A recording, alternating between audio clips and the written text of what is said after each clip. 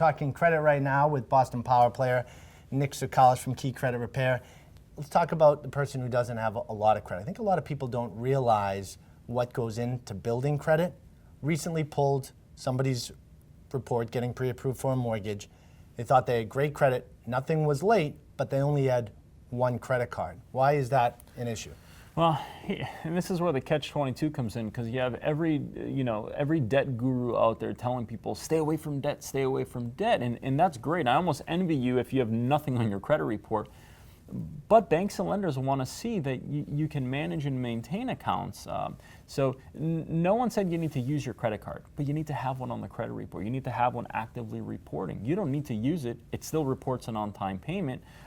So banks and lenders right now, they want to see industry standard, typically around 3 active accounts for 6 months to a year. They want to see that you can have a credit card in your pocket, but you're not going to go max it out, right?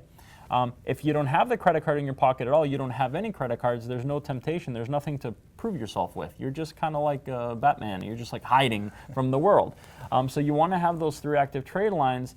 The problem is though, you go into a deal, your credit really is perfect, it's pristine, it's just not built up. How do you do that quickly? That's the issue we're running into. I assume that's the issue you're probably seeing more and more. Exactly, yeah. And what I think people don't realize is that it's a good thing to be debt-free. You just need those trade lines open. And opening those trade lines can have a negative impact on your score short term. So if you're entertaining the thought of buying a home anytime soon and you don't have 3 trade lines, get them open now, and you probably need to wait at least 6 months. Well, here's the thing.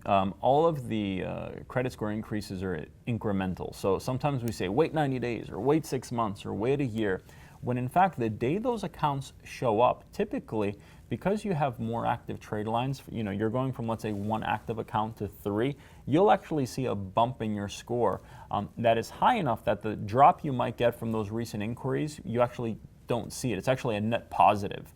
So you'll see that first increase to the score, and every month as those accounts report an on-time payment, which by the way is the default reporting even if you don't carry a balance, the score will continue to rise incrementally over time.